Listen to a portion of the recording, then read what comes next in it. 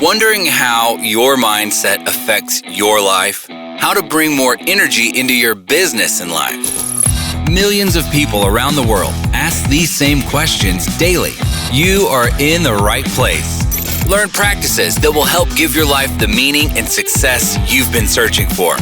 Welcome to the Charge Podcast, teaching you how to create habits around real goals every day. Practical life advice from those who made it. Here's your host, Gary Wilbers. Do you struggle with being negative? Most people struggle with being negative. Being positive takes action. Using simple positive actions will allow you to win each day. Being negative is a discharge in 3 key areas. Number 1, your mindset to achieve your goals. Number 2, your influence on self and others. And number 3, your ability to learn and grow. Implementing simple positive actions into your life will allow you to win each day. Being positive takes action, so let's work to be positive. To receive a weekly video email from me on one simple positive action, subscribe to the series by going to chargepodcast.com to get the link to register today. Life is short, so why live your life by default when you can live your life by design? Make it a great day.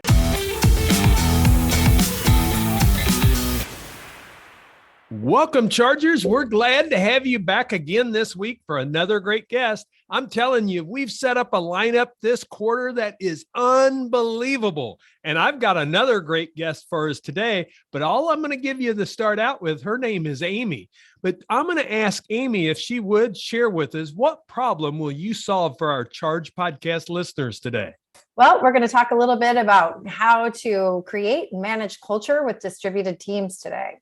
Oh, that's going to be a great topic because that's happening in the workplace a lot. So let me ask you this. If you were going to answer 3 questions for our audience members today, what would those 3 questions that I can ask you that can help solve some of their problems? Well, I think in this post-COVID world, a lot of us are working on distributed teams.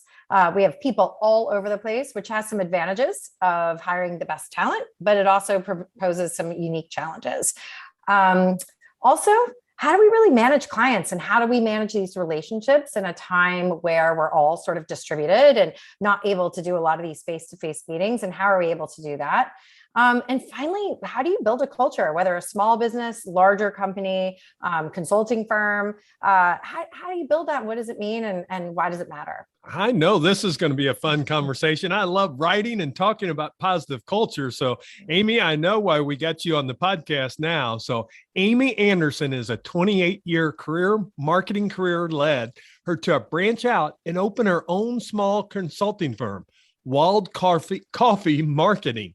She shares her entrepreneur journey with other women and how she selected her business partner, tips for business branding, and marketing mistakes to avoid. So, Amy, it is great to have you on the Charge Podcast. Welcome. Thank you so much for having me.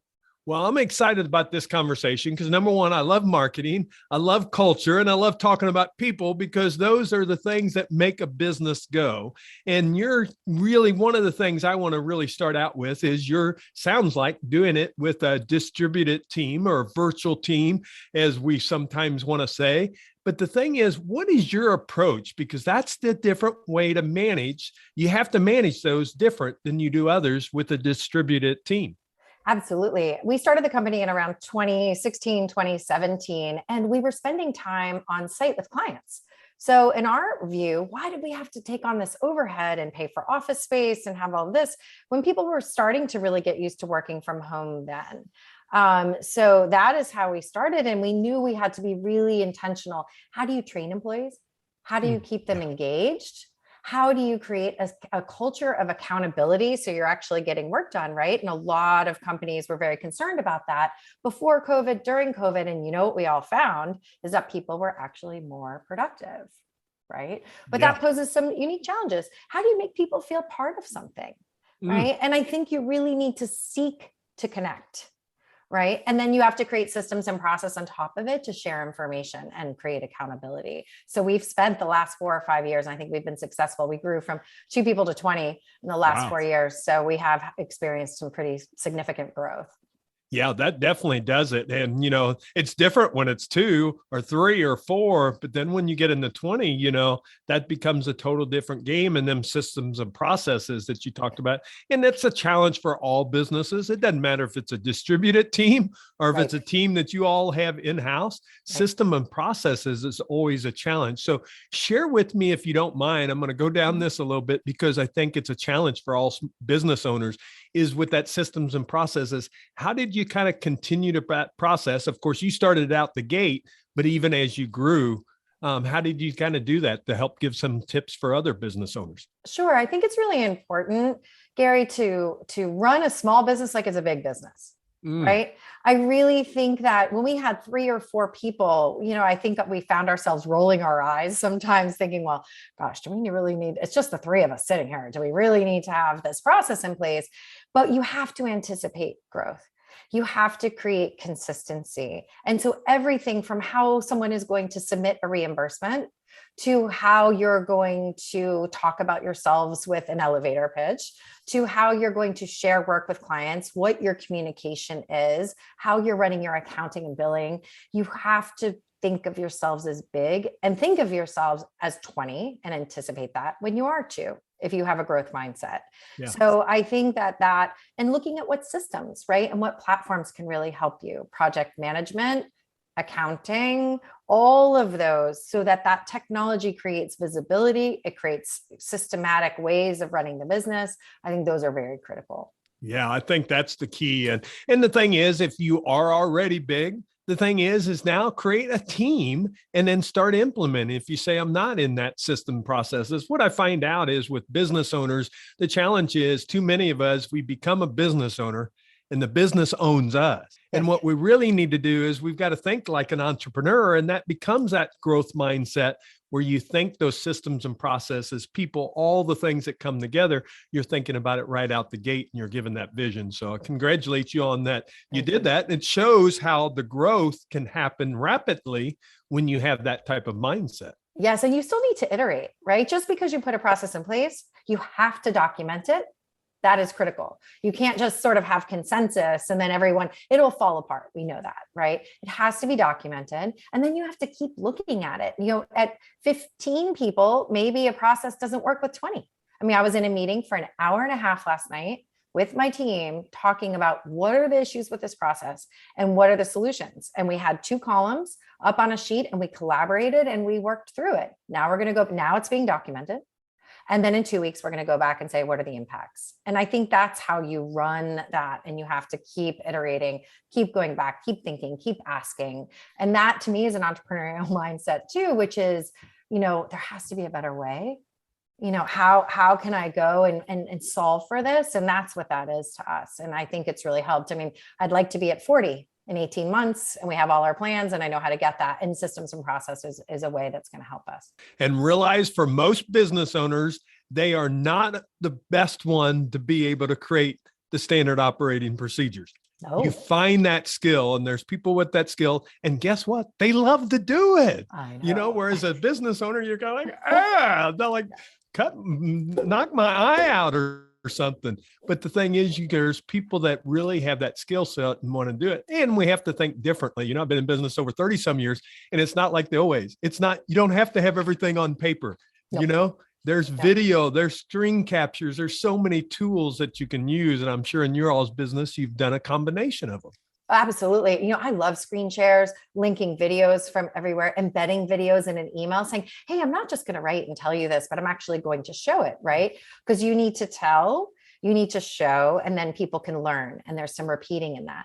And that's been coming up a lot too, Gary, is that we onboard some freelancers. We've been hiring a lot of new people. We have clients onboarding.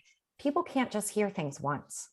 In advertising, right? We have a frequency number. It's 7 to 9 times. We know a consumer or a target, market person needs to see or hear a message to absorb it. I think the same is when you're running a remote team, right? Yeah. You can't just say things once or send one message and expect people to absorb it.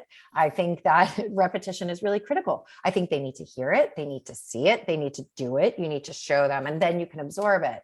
So we remember the days of the memo, it used to get circulated in people's inbox, and you read it. At least you had something that was more persistent.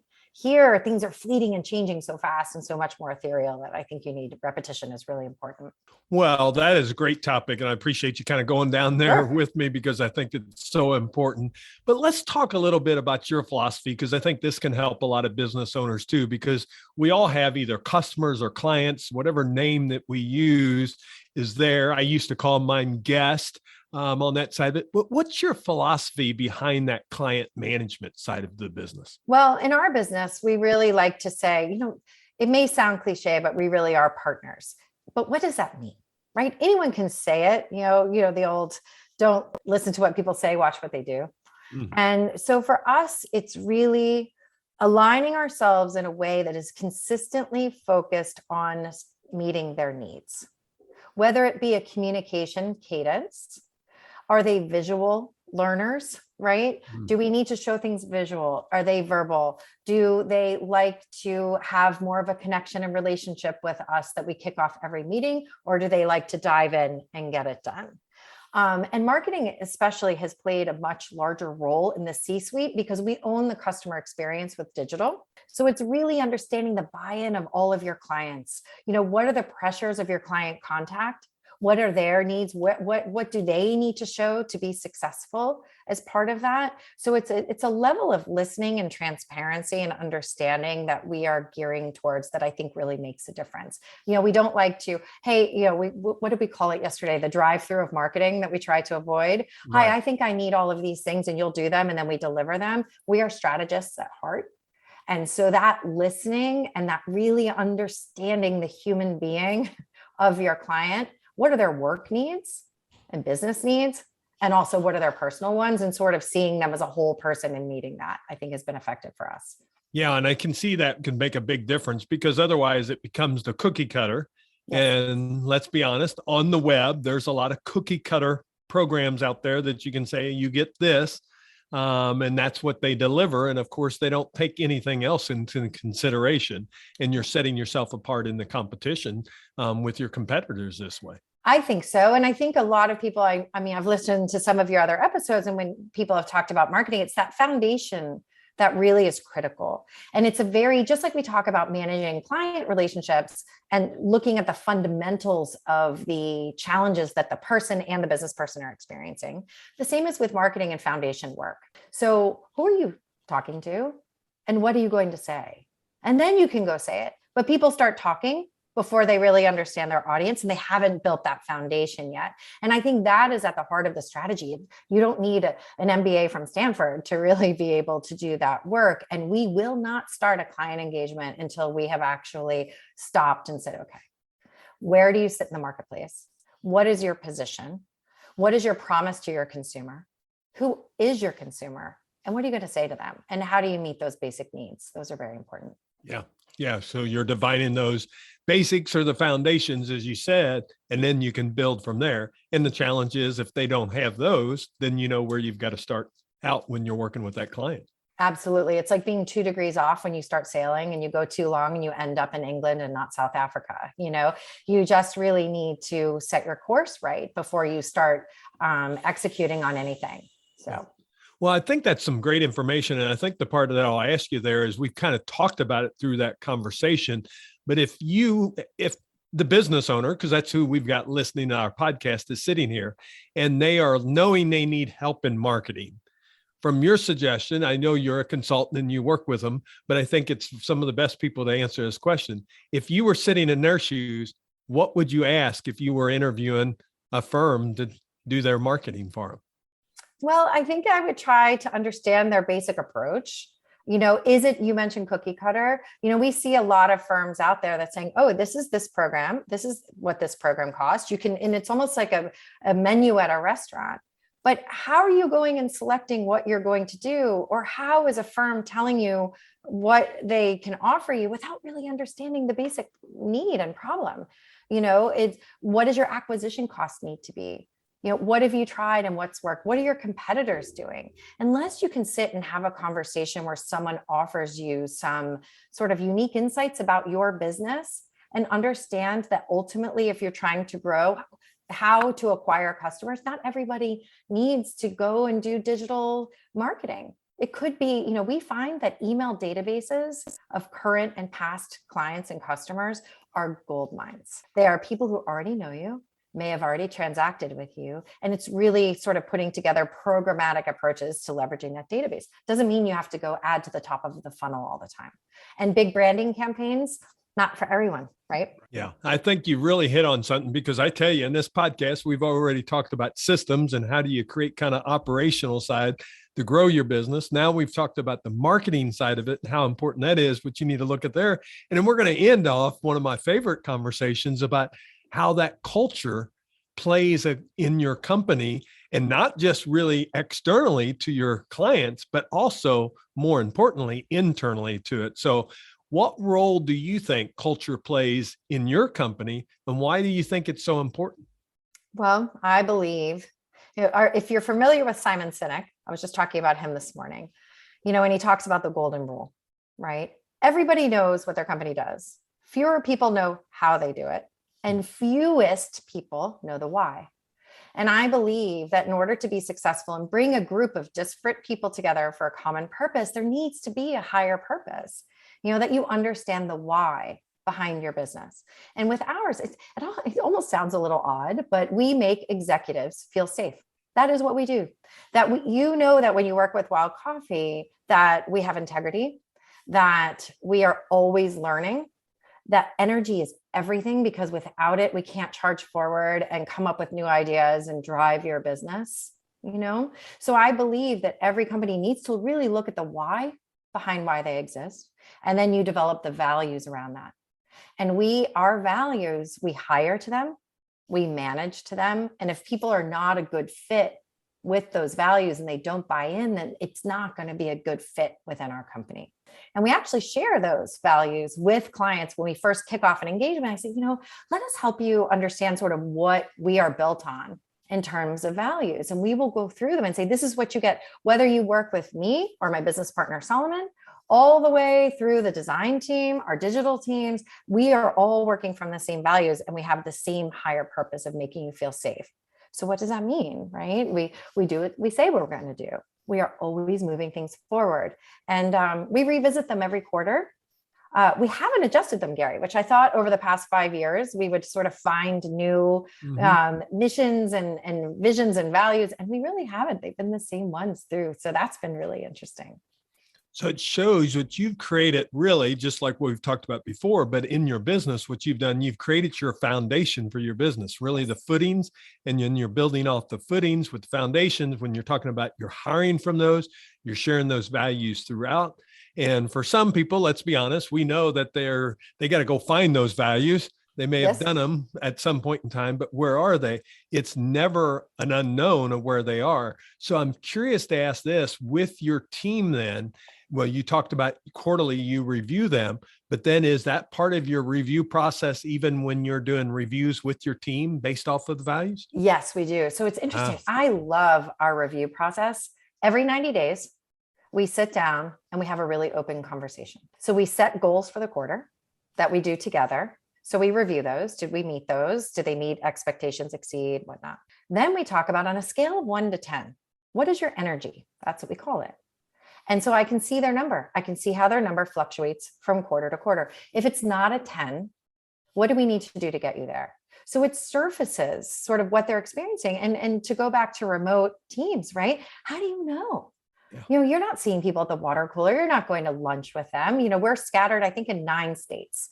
So to help them understand and really keep a finger on the pulse of the team. And then we go through, what would you like to do more of? What would you like to do less of? What do you love doing? What do you not love doing? So I know who on my team hates PowerPoint. So, which I think in a marketing, it's good to know, because I'm not going to give you those projects, right? And then in that, we talk about values, and I acknowledge, sort of how they're living those. On our Friday meetings, which I think is important to note, we have a team meeting every Friday. I think it's very critical for businesses to determine consciously what their meeting cadence is. Why do you call meetings? How long are they? Who should be included? We don't want to just, how they can be extraneous, especially in a distributed market. But on Fridays, we start every meeting with, what is your best business moment of the week and personal moment of the week? And I think that's sort of part of our culture, to be curious. What is going on in your life? Like, I want to know that our creative director's daughter has a Mother's Day show next week. I want to know. That's really important, right? I want to know where they're finding pride with their work, right? And then in those meetings, we will also acknowledge, hey, Mandy's living our company culture of always learning because she figured out 9 issues in HubSpot this week. So I think it's important for people to be conscious of the values and to bring them into the fabric and the thread of your everyday life in the company. I love the ideal, and I've worked with a lot of clients, is getting to this 90-day on the review process. And then I love how you talk about it's an open discussion. Yes. It's not, okay, I'm reporting to you, Amy, now on value number 1, we feel you're here and things that nature. It becomes a discussion because you can't change what's happened in the past. The only thing you can affect is what's going forward. So it needs to be a discussion. And if there's some tough questions or comments that need to come, that you can openly talk about them and say, if Amy is the one, I can have that conversation with saying, what is the challenges here that you're having? Right. And you And can have it. could you remember the days of annual reviews? I mean, are people still doing those? So Yes. I never really understood that. Are you withholding feedback from someone for a year and then giving it to them in December? Like, what good does that do? Right. It needs to be an ongoing conversation. Immediate feedback is very important to us. Yeah. When something, and listen, it's hard, right? It is not easy to give feedback in the moment, but I also find that it's just so much more effective. I think people appreciate it. I didn't withhold this and then go talk about it and brood about it and then come back to you in that, and then it quarterly to it just makes sense. Like, let's sit down together. What do you need? What can I give you? It's 2022. I think we've had the veneer ripped off of a lot of marketing and a lot of our business practices in the last 2 years. I think everything is a little bit more stripped down, a little bit more honest, straightforward. And you need to really check in with your employees about where they are. Everyone's been through a lot the last few years. So. Yeah. And I love when you talk about feedback is doing it right away. And I really believe in the redirecting and reinforcing feedback. There's time where in reinforcing, you need it when somebody's knocked it out of the park. Don't wait till the review. Let them know right then and be very specific of what it is. So that's going to energize them. You talk about energy as one of your cores. And I believe in that one too, that you have to have that energy because that's what keeps people inspired. And it doesn't matter if it's remote or in person. And the things we're talking about works with teams both ways. And some of us are going more hybrid. And that's fine if you're going to do the hybrid method, but you reinforce that. And then redirecting is let's fix it at the time. If there's a problem, let's get it fixed versus you wait till, it could be 10 days into the 90 days and wait 80 days to tell them about that situation that really ticked you off. Right. No sense, and I think that truth with compassion, right? So really, I really have felt strongly about building this company based on kindness. I believe, I grew up in my career in the 90s in New York City, right? There were no rules. There were no protections. It's a very different landscape now. And I think that especially as women, we felt that we had to sort of match the energy of a lot of men in that environment. And I don't think we were successful. I think it is very true. This is my opinion that in order to be liked as a woman, in order to be effective as a woman executive, you need to be likable. Yeah. I do. And now I look at it and I say, well, it's the same for men. Like we're all sort of the same in this, that really approaching people with a sense of compassion and kindness gets the best work out of people. It's who I am as a person. So I can't, but I really think that we've all been through difficult situations, career wise, personal wise. Why not approach each other with compassion? And compassion wrapped into that truth and feedback so that people can really hear you and there's not sort of intimidation or power struggles. I just think we can all be really good to each other in business and work together. I read an article the other day. You were all hearing about the Great Resignation. And the one thing I heard in that article, and I can't place it right away, and I'll try to put it in show notes, but basically it was talking about what employees want from us now. They want to know that their employers care. And with your truth with compassion, it gets you exactly there. And if you want to make a difference, and if you're having a hard time getting employees, if you're doing it the old way, I'm going to say, because I've been in business over 30 some years, and that would have been the old way, you've got to change. You've got to change how you're doing it. The employees got to see that you care about them, and just what you do with your every Friday meeting with them, sharing something business as well as personal. I do a thing called positive focus, and it's the same thing, personal and professional. Why? Because it starts the meeting with energy. Yes. And that really makes a difference. Now, I Amy, think so. And it's connection, right? Yeah, I think exactly. people want connection, especially here in a distributed, I sit in a room all day alone, and I'm on Zoom and I want connection. And I think our clients want connection. Your customers want connection. And I think you can create that. So, yeah. Well, some great conversation. I think you and I could talk for several hours here, but we know our chargers are busy. But why don't you share with them, maybe that question I have not asked you. What is something that you would tell them to basically help move them forward, knowing that you're talking to business owners? I'm going to leave it wide open here for you. I really think that if you're not always selling, you don't have a business, right? So in a consulting realm specifically, you can be the best subject matter expert there is, but if you are not always selling, then you're not going to be moving forward. It doesn't have to be you, right? It can be a team, but really sort of what is that revenue generating activity and what does that look like? Secondly, to really understand your balance sheet and economics, I would have brought a fractional CFO in sooner than I did to forecast specifically, right? We've always had accounting firms that look backwards, but how are you looking forward from a balance sheet forecasting and cash flow perspective? So I have learned a lot about that. I mean, I've been doing marketing for 30 years and I'm not a finance person, but to really bring in that fractional expertise to have them look at those numbers, I think is really important. That is great advice. I appreciate you sharing that. I knew there was a reason I wanted to leave it open-ended so you could just share. So I appreciate you so much for being able to share that with our listeners. My first advice I'd give to all chargers is go back and listen to this podcast because we covered a lot of ground in a very short amount of time. But I truly appreciate you being with us. Now, before we let you go, I want to go to the recharge round. I always ask two guests 2 questions. One of them is the name of the podcast, Charge. It's a mantra of mine. Everybody hears that all the time, but it's create habits around real goals every day. What habit do you think's led to success in your life? Absolute consistency. I think that getting myself into the same place, into the same zone, working really hard, really consistently every single day.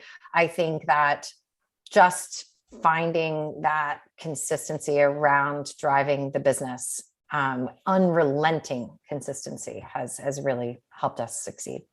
Excellent. Now, we all have had failures and we all would love to have a do-over. Maybe we don't get those in life, but we're able to change things. But the main reason I brought this out to let people know is we've all had these failures. But if you had that one do-over that you could do, that genie came out of a bottle and said, okay, Amy, we're going to give you this one thing that you can do over, what would it be for you? Well, I want to say my marriage, but I don't think that's what's asking. But that was a long time ago. I really think that pricing our services right and focusing on the value and having confidence going out into the market that based on our experience, we could charge what we were worth.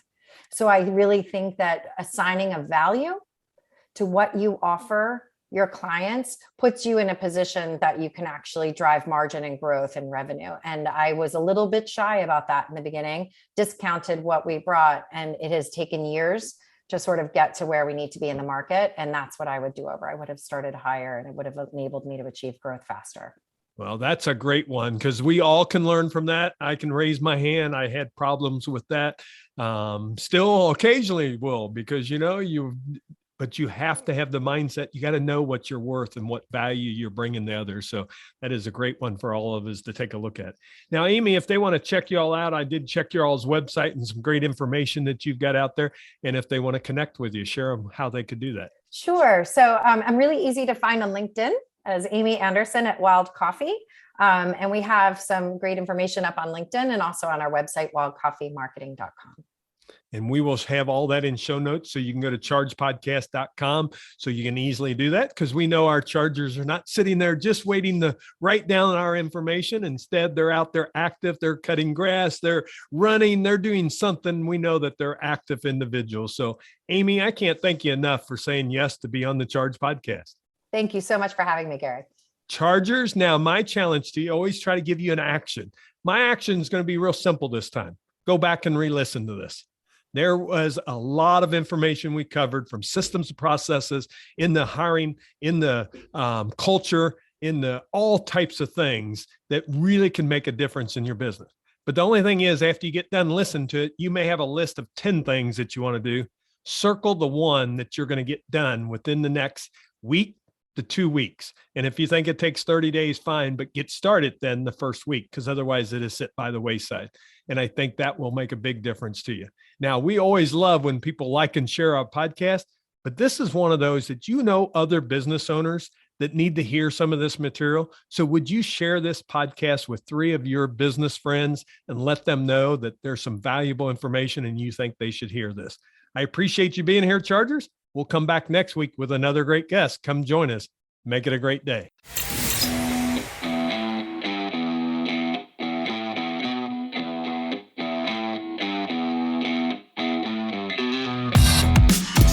This podcast is ended, but your life doesn't just stop.